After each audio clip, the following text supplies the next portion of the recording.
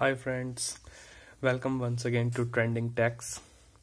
तो आज हम CP+ की एक और biometric machine which is T2124C इसको अनबॉक्स करेंगे। इसकी इंस्टॉलेशन का प्रोसीजर देखेंगे एंड चेक करेंगे कि हमारे को बॉक्स में क्या क्या मिल रहा है। टेक्निकली ये डिवाइस कितना साउंड है और क्या हमारी जो बेसिक नीड्स हैं एक बायोमेट्रिक मशीन्स से जो एक्सपेक्टेशंस होती हैं क्या ये उनको पूरी कर पाता है या नहीं।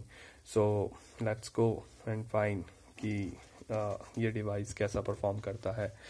सो first of all we are unboxing this device. Box खोलते हैं और देखते हैं।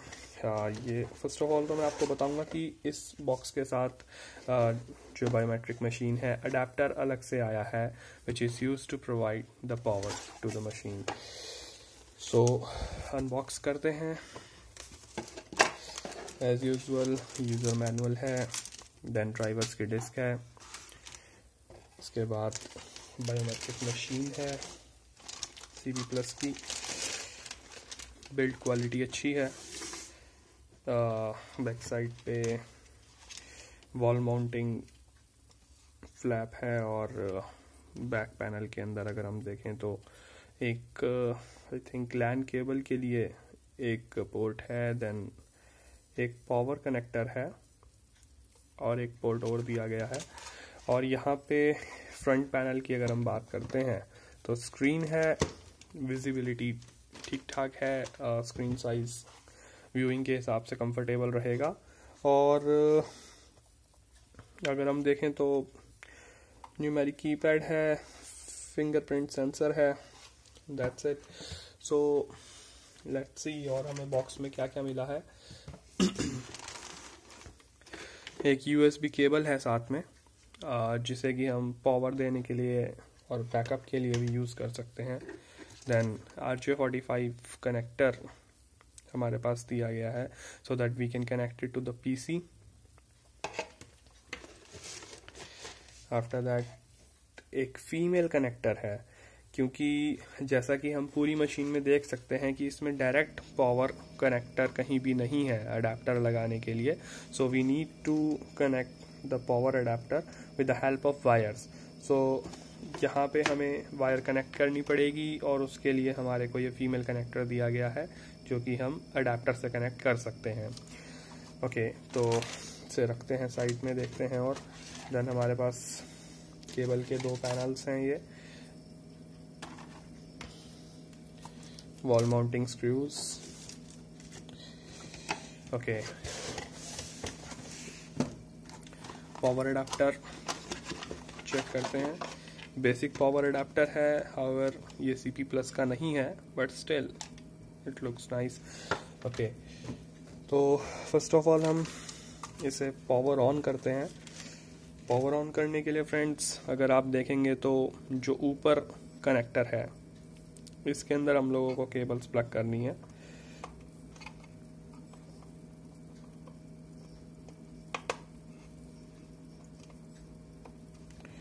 और लैन कनेक्टर जो है वो हम यहाँ पे प्लग कर सकते हैं अगर हमें PC से कनेक्टिविटी चाहिए तो। फिलहाल मैं इसे नहीं प्लग कर रहा हूँ। एंड अब यहाँ पे अगर हम देखें तो इस केबल की स्ट्रिप के अंदर, इस स्ट्रिंग के अंदर जो है हमारे पास ये दो जो कॉर्नर की केबल्स हैं, रेड एंड ब्लैक, ये हमारी पावर अडेप्टर के लिए यूज़ होंगी एज यूजुअल जो कि होती हैं। तो मैं इसे कनेक्ट कर देता हूँ।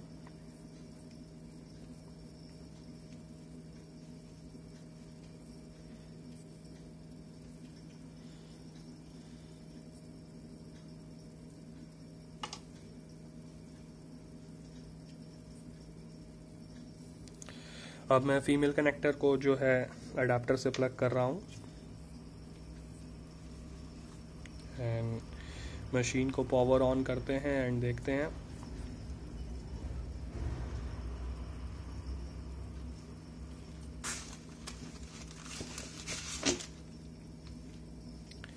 बाकी की चीज़ें साइड रख देते हैं अभी।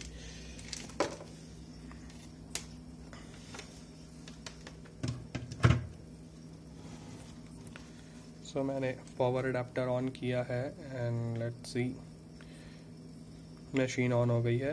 तो फ्रेंड्स हमें यही ध्यान रखना है कि इस केबल की जो फर्स्ट 2 केबल्स हैं राइट हैंड साइड से उनको हमने as the power connector use करना है। तो मशीन ऑन हो गई है, डेट एंड टाइम लिखा हुआ आ रहा है। अब इसका मेन्यू चेक करते हैं। मेन्यू के अंदर मेन्यू को काफ़ी सिंप्लीफाइड रखने की ही कोशिश की गई है, जैसे कि CP+ के बाकी डिवाइसेस में भी होता है, so that it can be easy to understand. तो पहला ऑप्शन है रजिस्टर करने का। यहाँ पे यूज़र को रजिस्टर किया जा सकता है, तो हम ओके करते हैं एंड चेक करते हैं। यहाँ पे न्यू रजिस्ट्रेशन के लिए ऑप्शन आ रहा है, तो हम ओके करेंगे एंड न्यू रजिस्ट्रेशन हमारी ID हम यहाँ पे दे देंगे एम्प्लॉय की। अभी टेस्टिंग के लिए यहाँ पे मैं 2 नंबर ID दे देता हूँ, और नेम के अंदर भी आप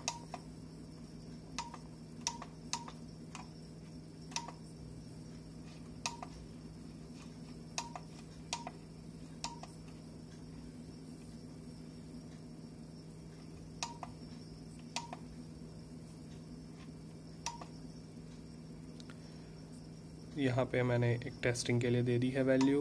देन हम फिंगर पे आते हैं, यहाँ पे फिंगर एनरोल करते हैं।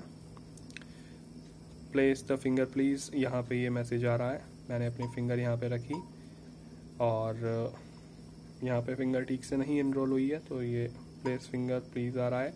पुट अवे फिंगर मैसेज आया, तो हमने फिंगर यहाँ से हटा ली है।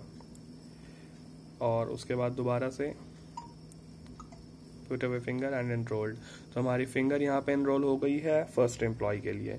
अब हम पासवर्ड भी यहाँ पे दे सकते हैं इन केस किसी एम्प्लॉय का फिंगरप्रिंट रीड नहीं हो रहा है किसी कारण से, या फिर आपके फिंगरप्रिंट सेंसर में कोई इशू है, so he can log in by entering the password.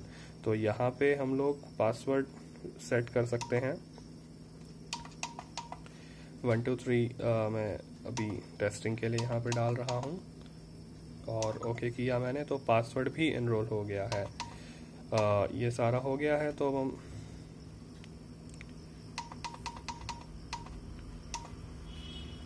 Escape करके मेन्यू से बाहर आ जाएंगे।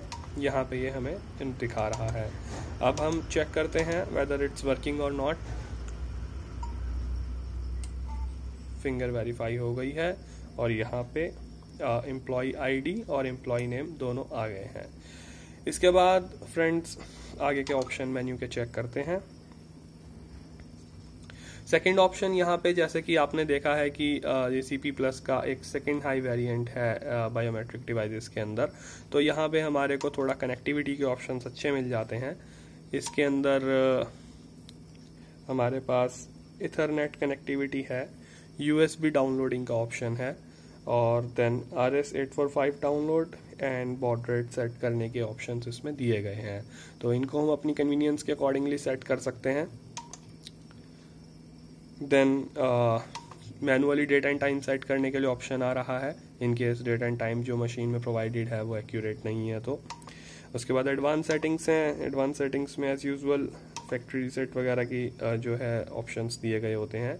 वॉल्यूम आप अपनी इसमें लो एंड हाई कर सकते हैं, लैंग्वेज डिसाइड कर सकते हैं, डेट का फॉर्मेट ईयर मंथ और डेट बाय डिफ़ॉल्ट है इसमें, उसको चेंज कर सकते हैं।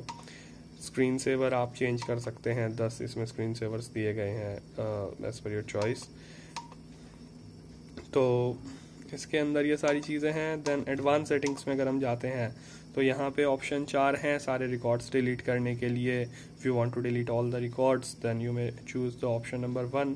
एंड अगर आपको रिकॉर्ड्स के साथ साथ जो आपकी प्रीडिफाइंड सेटिंग्स हैं उनको भी मीन्स सारे डाटा को डिलीट करना है, then you may choose the all delete data option that will erase all your settings also which is configured on the machine।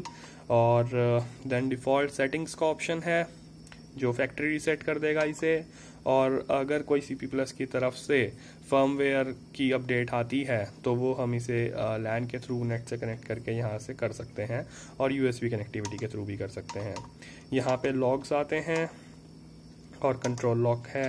Then set bell, यहाँ पे हम जो है बेल टाइप को सेट कर सकते हैं, और नंबर ऑफ टाइम्स जो है वो कर सकते हैं, अलार्म सेट कर सकते हैं जब यूज़र को यहाँ पे अपना बायोमेट्रिक जो है वो वेरीफाई कराना हो। इसके अलावा इंफॉर्मेशन व्यू करने के लिए कितना फ्री स्पेस बचा हुआ है प्रोडक्ट की इंफॉर्मेशन, और कितना डाटा रजिस्टर हुआ है, ये सारी चीज़ें इसके अंदर शो होती हैं।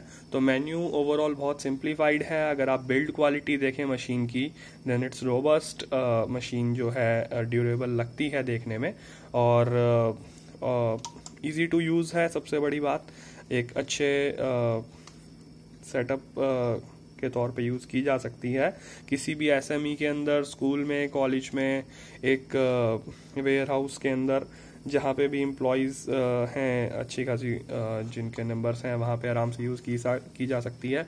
ये बैक पैनल है, अगर हमें वॉल माउंट करना है तो हम बैक पैनल को निकाल के और वहाँ पे मशीन को वॉल माउंट कर सकते हैं। ये सारी चीज़ें हैं। इसके अलावा कनेक्टर्स आप सारे देख चुके हैं। तो friends, till the next device, मैं आपसे जो है इजाज़त चाहूँगा, और अगर आपको ये वीडियो अच्छा लगा तो प्लीज़ हमारे चैनल को सब्सक्राइब कीजिए, सो दैट आपको और डिवाइसेस की अपडेट हम लोग टाइम बाय टाइम देते रहें, और वीडियो को लाइक और शेयर ज़रूर कीजिएगा। Thank you so much. Trending techs के साथ बने रहने के लिए मिलते हैं दोस्तों बाद में। Thank you so much.